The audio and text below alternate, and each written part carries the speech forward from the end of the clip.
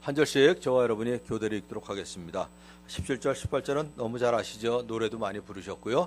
무화과 나무에 열매가 없고 포도나무에 과실이 없고 포도나무에 열매가 없고 나는 기뻐하겠다 하는 노래 많이 부르셨을 터인데 오늘 3장 16절부터 19절 한 구절씩 교대를 읽겠습니다.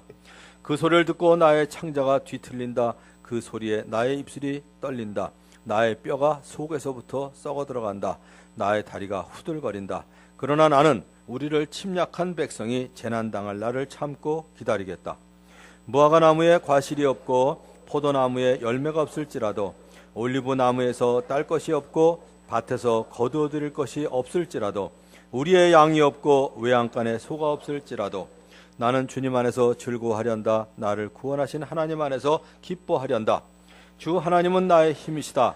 나의 발을 사슴의 발과 같게 하셔서 산등성이를 마구 치닫게 하신다. 이 노래는 음악 지휘자를 따라서 수금에 맞추어 부른다. 아멘. 며칠 전에 강의를 하나 들은 게 있습니다. 특별히 요즘 이제 먹거리에 대해서 강의를 하신 분이 있는데 우리 몸에 해로운 것, 우리 몸에 이로운 것, 얼마나 많은 양을 먹어야 되는지 한참 강의하시는 분이 있더라고요. 그래서 뭐든지 많이 먹으면 안 좋다. 그러면서 마지막에 하시는 얘기가 뭐냐면 아무리 많이 먹어도 괜찮은 게 있다. 많이 먹을수록 좋은 게 있다고 얘기하더라고요. 그게 뭘까요? 예? 말씀이요? 그 기독교 방송 아니에요? 기쁨이라고 얘기하더라고요. 기쁨. 그러면서 마지막에 제 강의는 끝났습니다 하면서 기쁨을 주기 위해서 3가지 질문을 하더라고요. 혹시 여러분 중에 그 방송을 들으신 분은 대답하지 마시고요. 뭐라고 얘기냐면 샤워할 때 샴푸를 쓰고 막 머리를 감을 때 제일 먼저 감는 부분이 어디십니까? 하고 묻더라고요. 저도 똑같이 물어볼게요. 혹시 그 방송 들으신 분? 한 분, 얘기하지 마시고요. 일부 예배 때도 연세가 비슷한 분이 딱 한 분 들으셨더라고요. 대답하지 말라고 그랬어요. 다 기억나시죠? 3개. 안 나요? 자, 그러면 이제 다행이에요. 3가지 질문할게요. 자, 샤워를 하면서 샴푸를 뿌리고 머리를 감을 때 제일 먼저 감는 부분을 제가 하나, 둘, 셋 하면 바로 손가락으로 가리키시는 거예요. 다. 개인적으로 손 안 드시는, 안 하시는 분은 제가 개인적으로 여쭤볼게요. 동시에 하나, 둘, 셋. 그렇죠. 이거 누가 눈이라고 그랬어요? 에? 누가 눈이라고 그랬어요? 근데 눈이라고 그러고 왜 이렇게? 눈 그러면 이래야지. 예, 눈을 제일 먼저 감는데요. 어이없는 질문이죠. 어이없는. 이렇게 기쁘게 살자 지금 그 얘기예요. 그분 얘기가. 또 우리나라에서 김이 제일 많이 나는 곳이 어디죠? 김이 제일 많이 나는 곳. 완주? 예, 거기서도 완주 누가 대답하니까 아니래요. 사우나래요. 사우나에서 김이 제일 많이 나죠. 일부 예배 때 물어봤더니 그건 솥에서 제일 많이 난다고 누가 그러는데 솥은 이제 하루에 2번 나는 거고 사우나에서 계속 나죠. 그 다음에 이제 친구에게서 차를 빌려왔습니다. 차를 빌려왔을 때 문을 3개 닫으면 안 된대요. 왜 그럴까요 그럼? 왜? 그죠. 문이 3개만 닫고 하나 열리면 안 되죠. 그래서 4개를 닫아야 되는데 계속 3개 닫으면 안 된다고. 근데 그 얘기를 듣고 난 다음에 재미있게 웃기는 웃었어요. 주일날 마침 하박국을 내가 얘기하려고 그러는데 기쁨에 대해서 얘기하려고 하는데 그 얘기를 해서 우리 교인들에게도 실없이 한번 웃는 기회를 드려야 되겠다. 그런 얘기를 했지만 그게 그렇게 기쁘게 오래 지속되진 않더라고요. 웃긴 웃었는데 좀 허탈해. 그죠? 그래서 진짜 기쁨은 어디서부터 나와야 되냐? 속에서부터 우러나오는 기쁨이 진짜더라 하는 생각이 드는데 오늘 하박국 말씀이 진짜 기뻐할 수 있는 것. 이게 그래서 예수님을 믿는 사람들은 복 중에 복 받은 사람이다. 이런 생각이 들더라고요. 글쎄 누가 한번 통계를 내봐도 좋을 것 같아요. 예수님을 진짜로 믿는 사람하고 구원받은 사람하고 아닌 사람하고 수명이 누가 더 긴가 한번 이렇게 재봐도 괜찮을 것 같은데 글쎄 모르겠어요. 그게 통계치가 정확하게 나올지 모르겠어요. 그런데 한 가지 우리가 알아야 될 건 뭐냐면 하박국에서 얘기한 것 첫째는 세상에는 이해되지 않는 게 많다 이런 거예요. 세상에는 이해되지 않는 일이 많습니다. 이 본문을 기록한 선지자 하박국의 마음속에도 이해되지 않는 일들이 마음속에 많이 있었어요. 그래서 그가 한 질문이 뭐냐면 1장부터 왜? 이거야. 왜? 왜? 왜라는 질문이 떠나지 않고 있었습니다. 하나님께서는 왜 그렇게 무서운 전쟁이 일어나게 내버려 두실까? 하나님께서는 전능하신 분이면서 왜 그런 광적인 파괴를 막지 않으실까? 지금도 전도하다 보면 안 믿는 사람이 이 질문 많이 하죠. 만일에 하나님이 계시다면, 더구나 전지전능하시다면 왜 세상에 죄를 내버려 두셨냐? 왜 악한 사람들을 저렇게 내버려 두냐? 이런 얘기 많이 합니다. 왜 세상에 전쟁, 테러하는 사람들을 내버려 두냐? 사실 인간의 악함 때문에 한 건데 전 잠언 말씀을 알기 때문에 이유는 알죠. 사람이 미련함으로 자기 길을 굽게 하고 마음으로는 여호와를 원망하느니라. 이러죠. 가끔가다 우리 애들이 그래요. 우리 애들이 어릴 때 저희 아내나 그 음악성이 좀 떨어지기 때문에 애들한테 음악 좀 가르쳐 기본적인 건 좀 우리가 약하니까 그런 건 좀 보충해 주려고 이렇게 시켰었어요. 그러다가 자기들이 싫다고 그래서 그러면 그냥 그만두게 했거든요. 어차피 우리한테도 그 핏줄은 아닌데 너희들이 얼마나 하겠냐 그러고 안 시켰는데 저희가 아닌 거는 저는 억지로 시키고 싶은 생각 없어요. 우리 둘이 아닌데 애들한테 흐르는 피가 뻔하지 않아요? 근데 요즘 부모님들이 웃겨요. 자기들이 아닌데 그걸 시키려고 그런단 말이에요. 그러고서 이제 얼마를 들였는데도 안 바뀐다고 그러는데 핏줄이 똑같은데 그 핏줄이 어디 가겠어요. 근데 재미있는 거는 요즘 와가지고 가끔 그래요. 그때 왜 강하게 안 시켰냐고. 말은 안 하는데 속으로 잠언 19장 3절 제가 외우고 말아요. 사람이 미련함으로 자기 길을 굽게 하고 마음으로는 부모를 원망하느니라. 우리 그런 거 많죠. 그런 게 많아요. 그러니까 이런 문제들이 늘 하박국의 마음을 괴롭혔는데 하박국이 1장 13절에 보면 이렇게 반항을 했어요. 어찌하여 조용히만 계십니까? 그래요. 조용히만 계시냐고.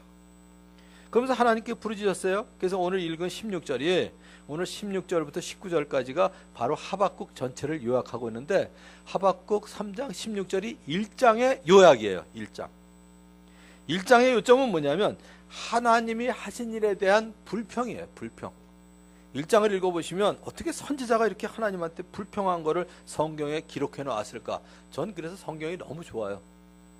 그냥 인간의 연약함은 연약한 대로 죄 지은 건 죄 지은 건대로 이런 그대로 모습을 보여주어서 우리들도 조심하도록 거울을 삼도록 해주신 게 너무 좋아요.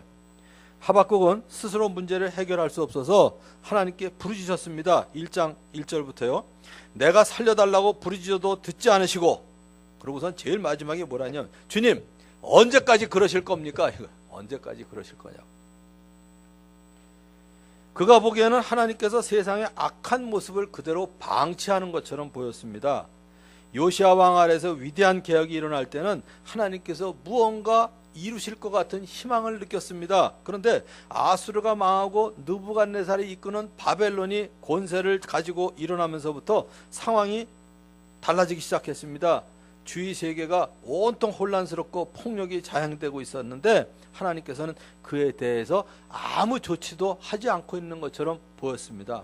더구나 그의 조국 유다 땅은 부정과 폭행으로 가득 차서 의인이 억압을 당했습니다. 그러니까 이렇게 얘기해요. 1장 4절에 율법이 해이하고 공의가 아주 시행되지 못합니다. 악인이 의인을 협박하니 공의가 왜곡되고 말았습니다.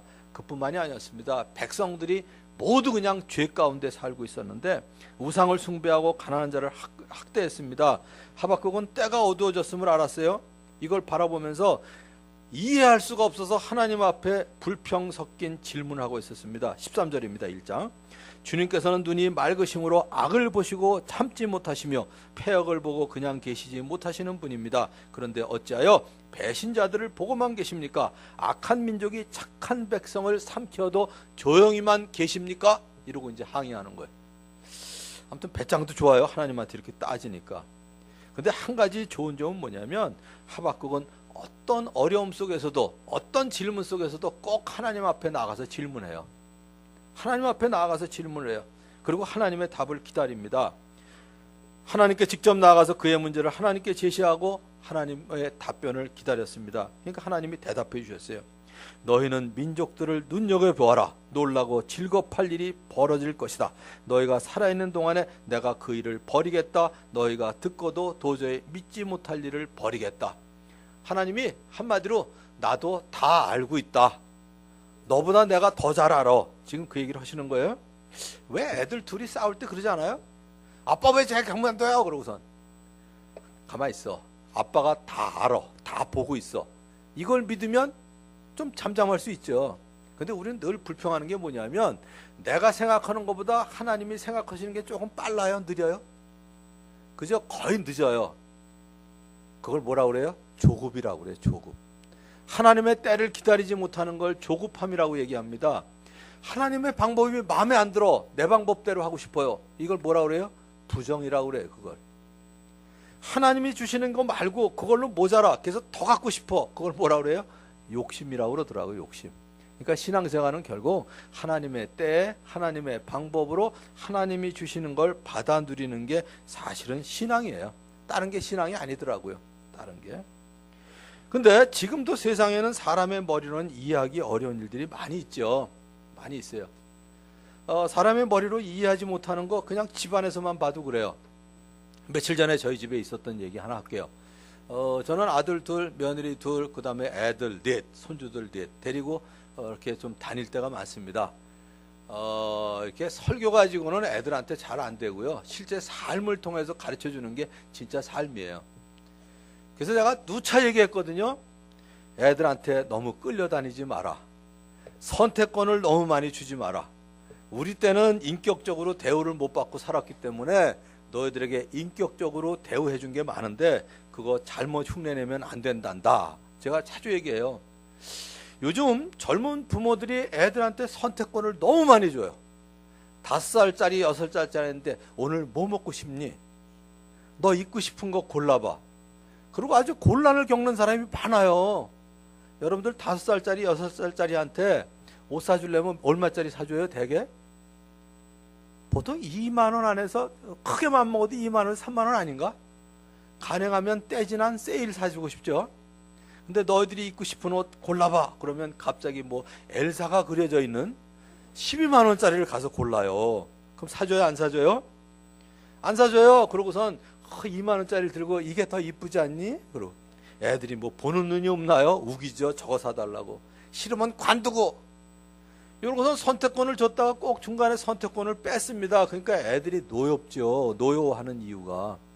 그러니까 처음부터 선택권을 제발 바운더리를 정해놓고 주시다가 애들이 그거에 대한 인식이 생기면 조금씩 이 경계를 넓혀가야 되는데 요즘 보면 아무튼 우리 아들 며느리들도 선택권을 너무 줘요. 그 중에 하나. 애들 스타렉스에 앉히면 제발 네가 가운데 앉고 애들은 양쪽에 앉혀라. 이게 제 지침이에요. 애들은 어떻게 해요? 꼭 같이 앉고 싶다고 그러죠. 근데 같이 앉아서 가다가 5분 안에 안 싸우면 성자든지 이상한 애예요. 우리 애들 성자도 아니고 이상한 애들이 아니거든요. 근데 남매가 같이 다니는 경우엔 제가 보기엔 거의 안 싸워요. 사촌이 앉으면 반드시 싸워요. 우리 손주가 달라요. 지 동생한테 하는 거하고 사촌 여동생한테 하는 거하고 이 자세가 달라요. 야, 이게 이촌하고 사촌하고 저렇게 다른가 그래가지고 어느 날 딱 태우고 가는데 애들이 이제 같이 앉고 싶다고 그러니까 같이 앉혔더라고요. 뻔하죠. 뻔하죠. 아무래도 30몇 년 산 사람하고 60몇 년 산 사람하고 감이 다르죠. 그래서 제가 가운데 앉고 미리 양쪽에 앉혀라. 그랬더니 말을 안 듣더라고요. 근데 그걸 강제로 하면 하긴 하지만 강제로 하면 애들이 배울 기회가 없어서 오케이 내버려 둬보자. 어디 보자. 그러고서 이제 갔어요. 아니나 다를까 몇 킬로쯤 달렸는데 애들이 싸우기 시작하더라고요. 그러니까 양쪽에 앉히라니까 그랬더니 안 앉혀요. 조금 있다 이제 울기 시작하는 거예요. 슬슬 이제 열이 받치기 시작해요. 제가 열이 받치는 게 뭐 시끄러운 것보다는 말 안 듣는 애들이 속상한 거예요. 그리고 그 어린아이들한테 지금 끌려다니면 나중에 그 유명한 중학교 2학년 때 어떡하려고? 너들 지금 안 잡으면 나중에 애들 중학교 2학년 때 고생한다. 애들한테는 선택보다는 순종을 가르쳐라. 계속 얘기하는 거예요. 계속 얘기하는 거예요. 아니나 다를까? 끝까지 말을 안 듣더니 애들이 울더라고요. 야, 제발 양쪽으로 흩어 앉혀라. 하나는 내 옆으로 보내라. 그랬더니 안 보내요. 쥐자식 우는 거는 음악으로 들리나 봐요. 나한테는 그렇게 안 들리는데. 가다 참다가 내가 길에다가 세웠어요. 하나 앞으로 보내. 그랬더니 안 보내요. 그래서 제가 내렸어요. 뒤로 가서 나와. 그래서 이제 큰 손주를 나오라고 그랬어요. 5살짜리. 그랬더니 에 하고 울더라고요. 그게 뭐냐면 무기예요, 무기. 울면 내가 포기할 줄 알고 나와! 그러고서 이제 끌어냈죠. 제 옆에다가 앉혔어요. 물론 가면서 얘기했죠. 봐라, 할아버지 옆에 있으면 이렇게 좋은 걸 꼭 옆에 앉아서 싸울 일이 있냐? 할아버지가 너희들 싸우는 거 보기 싫어서 그래. 그러고선 꼭 하는 얘기가 뭐냐면 둘이서 이제 5살, 4살밖에 안 된 애가 나 기분 나빠 이러고 앉아있는 거야. 그럼 또 엄마가 기분이 나빠? 이 속에서 열이 받치는 거예요. 조그만 게 무슨 기분이 나빠요. 기분이 나쁘기는 지금 저거 안 잡아주면 큰일 나겠다 싶어서 앞으로 기분 나쁠 때는 단어 안 쓰기, 그 말은 안 하기. 성경에도 항상 기뻐하라 범사에 감사하라 그랬는데 기분 나쁘다는 말은 믿는 사람들이 하면 안 돼.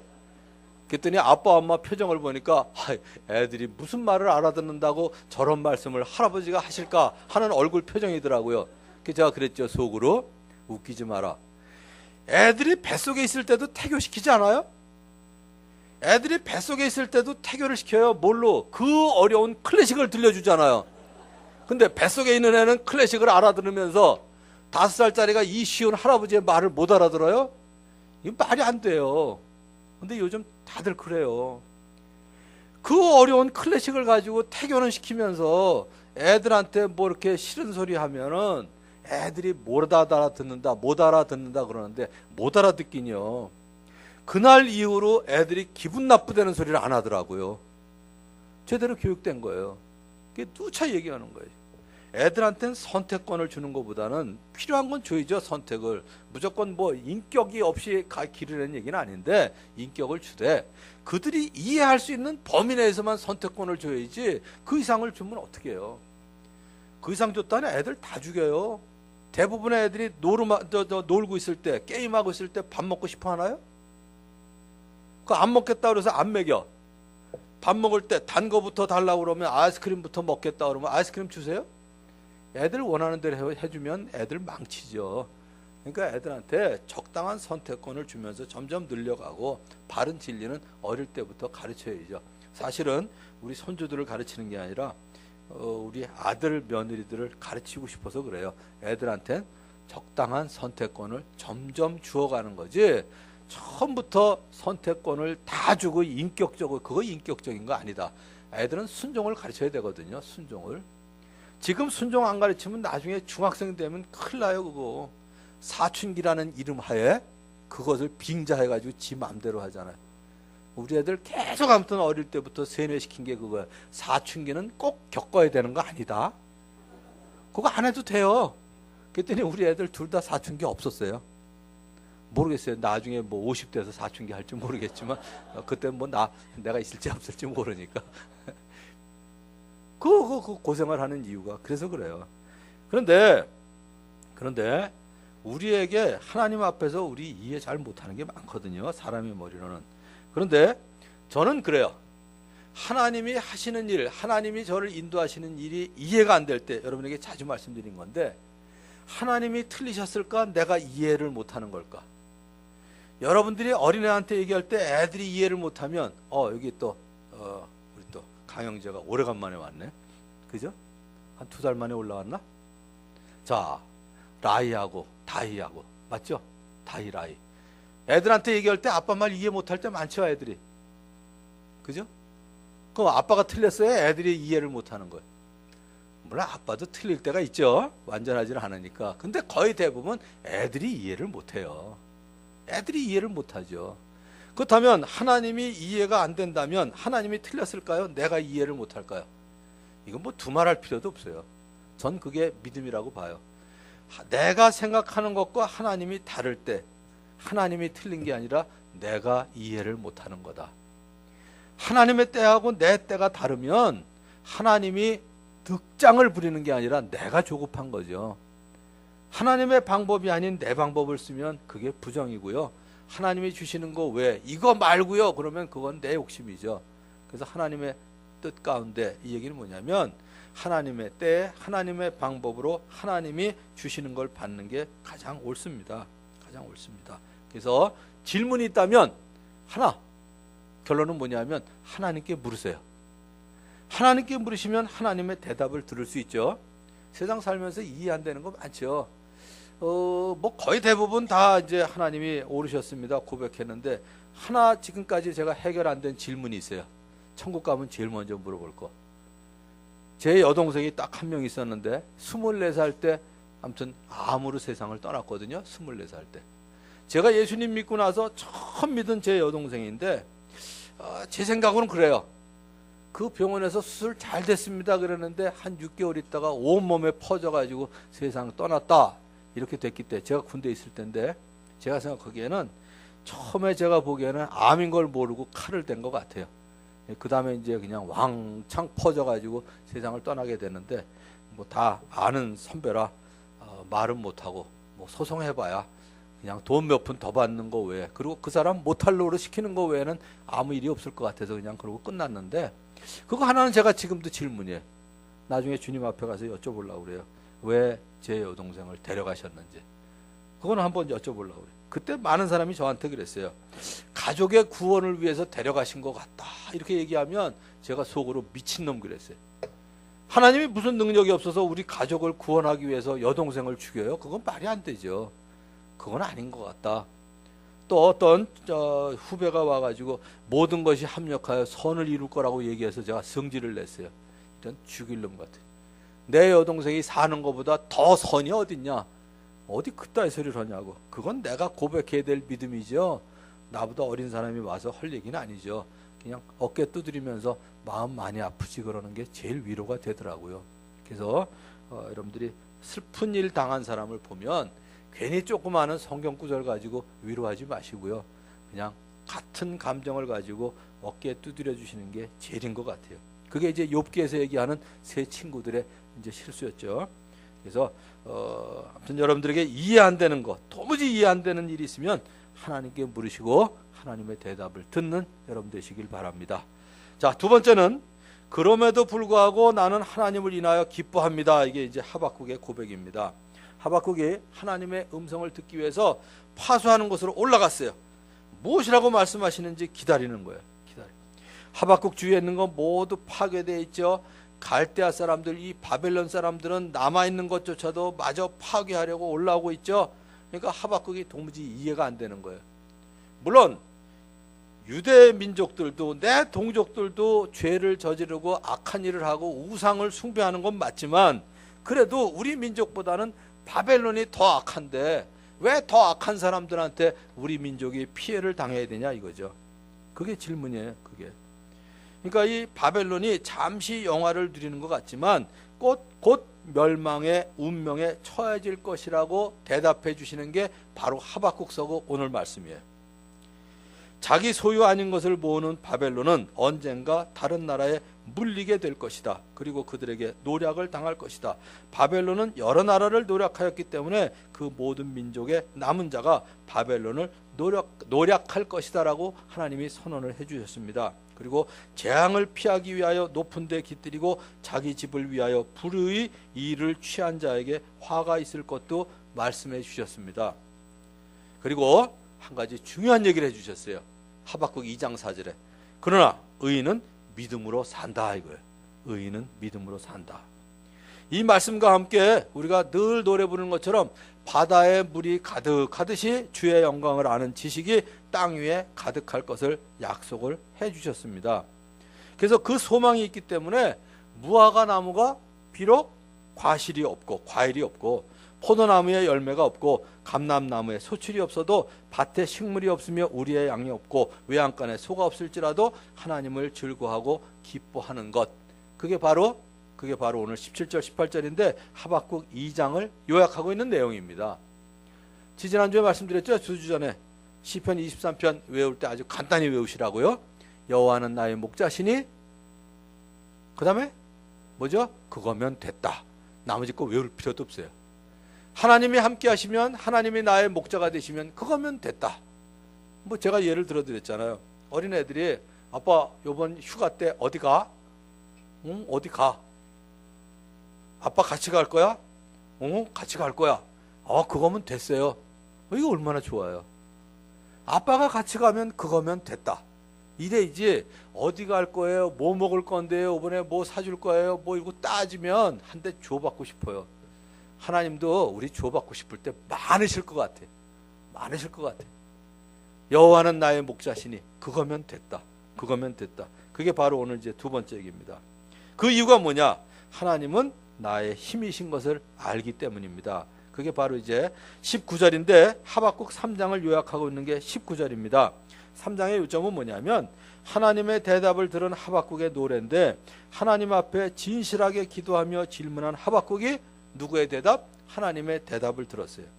하나님의 대답을 들은 하박국은 절대적으로 하나님 안에 믿음을 두는 것을 배웠고 또 사람은 하나님의 계획의 일부분일 수밖에 없다는 사실을 깨달았습니다. 그러니까 하박국이 진실하게 기도한 다음에 하나님의 영광이 나타났습니다.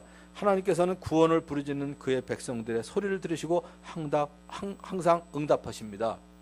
자, 우리의 생각이 높을까요? 하나님의 생각이 높을까요? 아마 답 다 쓰실 거예요. 그죠? 우리의 길이 높을까요? 하나님의 길이 높을까요? 그래서 이사야 선지자가 얘기했죠. 하늘이 땅보다 높음같이 하나님의 생각은 우리 생각보다 높다. 하늘이 땅보다 높음같이 하나님의 길이 내 길보다 높다. 그러면 뭐 정답은 뻔한 거죠. 내 생각을 따르고 내 길을 따르는 것보다는 하나님의 생각을 따르고 하나님의 길을 따르는 게 옳죠. 전 가끔 그 생각을 해요. 저는 뭐 바둑을 전혀 못 두는데 그래서 누가 그러더라고요. 18급인 것 같다고. 18급이 처음 시작하는 거죠. 18급 그러는데 전혀 이렇게 반응이 없는 거 보니까 아예 바둑이 18급부터 시작하는 것도 모르시는 분이 많은 것 같아요. 전 예수님 믿고 난 다음에 그런 생각을 했어요. 바둑을 전혀 못 두는데 아주 고단자가 훈수하는 대로 두는 기분이에요. 근데 고단자가 훈수할 때 이쪽은 그냥 먹히더라도 저쪽에 큰 걸 먹자 그러는 수가 있잖아요. 근데 이쪽에 작은 걸 먹히는데 자꾸 그냥 죽기만 하는데 이게 불안해. 그래서 훈수 두는 사람의 말을 듣다간 다 죽을 것 같아서 지 맘대로 둬. 그럼 어떻게 해야 돼요? 훈수 두는 사람이 조금 죽게 한 것까지 다 맥히는 거예요. 그러고 뭐라 그래요? 괜히 훈수 두는 대로 해가지고 다 죽었다 이런다고. 훈수 두는 사람은 이쪽에 작은 거 주고 저쪽에 큰 걸 먹어서 결과적으로는 뭐 얼마나 많이 먹냐가 중요한 게 아니라 이기는 게 문제 아니에요? 그래서 하나님이 우리의 인생을 승리하도록 훈수를 두시는데 중간에 내 생각하고 너무 달라. 그러니까 중간에 하나님을 등져요. 지 마음대로 해. 그럼 어떻게 돼요? 제가 그래요. 처음 예수님 믿을 때 헌신하겠습니다 그러고 그랬는데 중간에 이해가 안 가는 거예요. 애들 둘 데리고 제일 내가 힘들었을 때가 언제냐면 애들 유치원 가기 전까지 애들 둘하고 방 하나에서 전세 아니면 월세로 살았거든요. 제일 힘들게 만드시는 분이 누구였냐면 우리 어머니였어요. 너 졸업하면 집안이 필 줄 알았는데 집안이 피기는커녕 지 앞가림도 못하는 우리 어머니 말씀 그대로 흉내를 내야 되나? 우라질 놈이 지랄을 하고 댕긴다고. 뭐 이건 이제 약과의 시작이고 이거보다 심한 욕 많이 들었어요. 많이 들었어요. 근데 그때 우리 어머니가 욕하시는 것 때문에 저는 인생 철학 많이 정립됐어요. 사실은 여러분에게 자주 얘기하는 게 그거예요. 하나하나 얘기한 게 왜 이렇게 지지리도 못 사냐고. 지지리도 못 사냐고. 그래서 알았어요. 돈이 없이 사는 게 못 사는 게 아니라는 걸 우리 어머니 때문에 알았거든요. 그게 왜 못 사는 거예요? 돈이 없어서 불편할 뿐이지. 돈 많은 게 잘 사는 거예요? 요새 남의 얘기해서 미안한데 넷째 딸 뭐 2천억을 남기고 자살해서 죽은 사람 형하고 누님하고 소송 붙고요. 최근에 그 따님 듣던 뭐 몇 조 가지고 뭐 남편하고 아내하고 재산 분할 때문에 싸우고 있대요. 그게 꼭 잘 사는 건가요? 돈이 많아서 편리할 뿐이죠. 돈이 많으면 편리한 건 맞는 것 같아요. 돈이 없어서 불편할 뿐이지 왜 그게 못 사는 겁니까? 그때 다 배운 거예요. 예수님 믿고 난 다음에 아무리 복음을 전해도 복음으로 듣는 게 아니라 아들 얘기를 듣고 꼭 우리 어머니가 안 믿으시더라고요. 여러분들에게 소개했죠. 지금 예수 영접 모임 때마다 이야기하는 거 사실 우리 어머니 때문에 배운 거예요.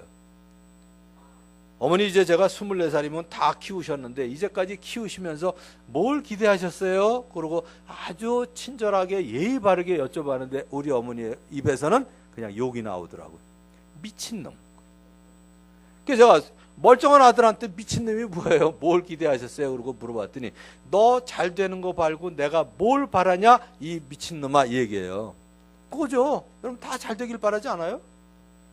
그게 요즘 유행하는 웰비잉이에요. 웰비잉이 잘 되는 게 웰비잉이에요. 중학교 1학년 때 배운 영어 단어예요. 어려운 말도 아니고. 우린 자꾸 웰빙 그러는데 웰빙이 아니고 진짜 정확하게 웰비잉이에요. 또 웰 발음이 애를 그렇게 발음하는 거 아니라고 또 지적하지 마시고 어쨌든 잘 되는 거예요. 잘 되는 거. 그게 건강한 거든 뭐 공부를 잘하는 거든 시집장가를 잘 가는 거든 취직을 잘하는 거든 어쨌든 웰빙이죠. 비잉. 아파트 단지에 소나무 많고 뭐 아무튼 건강 식단 먹는 게 웰빙이 아니고요. 그냥 자식 잘 되는 거. 근데 우리 어머니 아버지가 일주일만 제가 연락을 안 하면 꼭 저한테 전화 오셨거든요. 우리 아버님 말이 진짜 없으신 분이에요. 어머니가 전화 걸려니까 할 수 없이 그 구사리 먹다가 더 견딜 수 없어서 전화 한번 거시는 건데 전화 걸고선 제가 아버지 그러면 우리 아버지 하시는 얘기 있었어요. 요새 바빴냐? 난 또 뭘 삐진 줄 알았다. 그냥 그 얘기밖에 없어요. 아버지 삐지긴 뭘 삐져요 제가. 근데 우리 아버지 어머니가 원하신 건 하나밖에 없어요. 내가 잘 되기를 바라는 거하고 또 하나는 늘 사랑 가운데 좋은 관계 가운데 있기를 원하는 거. 이 두 가지밖에 없잖아요. 그거 왜 또 있어요? 그거 외에 더 있으면 여러분들이 비정상이에요. 자식 잘 되는 거하고 늘 부모하고 자식 간에 좋은 관계 가운데 있는 거. 근데 성경 전체의 요점이 그거더라고요. 하나님이 우리 잘 되기를 원하세요. 잘 되기를 원하시고 또 한 가지 원하시는 게 있어요. 나하고 좀 친하게 지내자 이거예요. 나하고 친하게 지내자. 괜히 우상 섬기고 거기다 절하고 그러지 말고 나하고 친하게 지내자. 난 너희들 좀 잘 됐으면 좋겠다. 그러니까 부모 효도해라, 살인하지 마라, 간음하지 마라, 도둑질하지 마라, 거짓 증거하지 마라, 10원이라도 탐내지 말라. 그 얘기가 뭐냐면 그대로 해야 잘 되거든요. 뭐 이래라 저래라 명령이 아니고 결국 그대로 해야 우리가 잘 될 걸 원하시는 거죠. 근데 자꾸만 우리는 뭐냐면 내가 생각하는 거하고 다르면 이해가 안 된다 이거예요. 그래서 그렇게 생각했던 사람이 누구냐? 시편 73편을 쓴 아삽이라는 사람이에요. 아삽이 뭐라고 그랬냐면 요즘 우리가 많이 질문하는 거예요. 하나님은 마음이 정직한 사람과 마음이 정직한 사람과 마음이 정결한 사람에게 선을 베푸시는 분이건만 나는 그 확신을 잃고 넘어질 뻔했구나. 왜 그랬냐면요. 거만한 자를 시샘하고 악인들이 누리는 평안을 부러워했는데 이 아삽이 보기에 세상에 하나님 믿지 않는데도 부자인 사람 많죠. 다른 사람 고생시키고 하청업체들 고생시키고 부자 된 사람 많아요. 근데 그 사람들 죽을 때도 평안하게 죽잖아요. 대학병원에 특실 얻어가지고 진통제 주사 맞아가면서 호흡기 끼고 큰 돈 들여가면서 죽을 때도 평안히 죽잖아요. 그러니까 옛날에도 그런 일이 있었나 봐요. 그러니까 악인임에도 불구하고 항상 평안하고 거기다가 재물까지 더해. 그러니까 이제 한탄을 했어요. 이 아삽이. 내가 내 마음을 정하게 하며 내 손을 씻어 죄 없이 산 것이 헛되다. 이러고 해석하면서 고민을 했는데 하나님이 말씀해 주셨죠. 하나님의 성소에 들어갈 때에야 그들의 종말을 깨달았습니다. 그게 별거 아니라고. 얼마 전에 제가 재밌는 얘기를 들었어요. 이병철 씨가 위인가요? 정주영 씨가 위인가요? 나이가. 이병철 씨가 빠르시죠? 그래서 이분들이 이제 돌아가신 다음에 그래서 어디로 가셨는지 모르지만 어쨌든 그냥 하늘에 갔다 그럴게요. 그래서 이병철 씨가 하늘에 갔는데 정주영 씨가 그 다음에 왔더래요. 하늘에. 그래서 이병철 씨가 얘기했대요. 야, 돈 좀 꿔주라. 그러. 올 때 하나도 못 갖고 왔어. 돈 좀 꿔주라 했더니 저도 하나도 못 갖고 왔는데요. 그러더래요. 간단한 얘기인데 그렇잖아요. 세상 떠나서 갈 때 갖고 가요? 다 놓고 가죠. 그러니까 하늘나라 가면 하늘나라가 아니라 하늘에 가면 아무것도 못 갖고 가는 건 똑같아요. 그러니까 전에도 말씀드렸지만 이병철 씨 자서전을 보면 거기에 사진이 여러 개 나오는데 참 의미 깊은 사진이 하나 있었어요. 이병철 씨 내실에 들어가는데 큰 액자가 있는데 거기 한자가 써 있더라고요. 한자가. 거기 뭐라고 써 있었냐면 공술의 공수거 이렇게 써 있더라고요. 빈손으로 왔다가 빈손으로 가는 게 인생인 거를 그렇게 돈을 버느라고 고민하고 그러시면서도 늘 그 생각이 있으셨나 봐요. 그러니까 그분이 돌아가시기 한 달 전에 쓴 게 아니라 어느 신부에게 질문한 24개의 질문, 아직도 가슴이 뛰게 하는 잊혀진 질문들, 그러고 책 나온 거 있어요. 24개 질문 중에 하나가 뭐냐면 그거예요. 죽은 후에 다른 세계가 있는가? 죽으면 그만이냐? 늘 그 고민을 하셨던 것 같아요. 그 고민을. 아무튼 사람은 그래서 하나님의 전체 계획을 나타내실 때까지 기다려야 됩니다. 언제나 무엇이나 하나님의 방법이 최선이라는 사실도 우리는 믿어야 됩니다. 우리는 행복을 원하죠. 우리는 행복을 원하는데 하나님은 우리가 거룩해지기를 더 원하실 때가 있어요. 우리는 안락함을 원하죠. 편안함을 원하는데 하나님은 우리의 성품이 변화되기를 더 원하시거든요. 그래서 우리가 그런 얘기 많이 하잖아요. 젊어서 고생은 사서도 한다고. 왜 그럴까요? 그 고생을 통해서 인생도 배우고 내 성품도 변화되고 나도 더 거룩해지도록 사람들이 알기 때문에 하는 얘기예요. 젊어서 고생은 사서도 한다. 이 얘기가.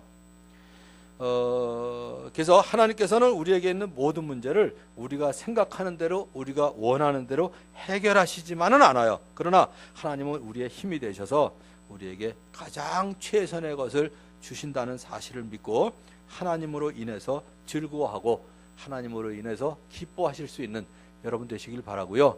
하나님이 나의 목자가 되시니 그거면 됐다 하고 믿음의 삶을 살 수 있는 저와 여러분이 되기를 주님의 이름으로 축원합니다. 기도하겠습니다.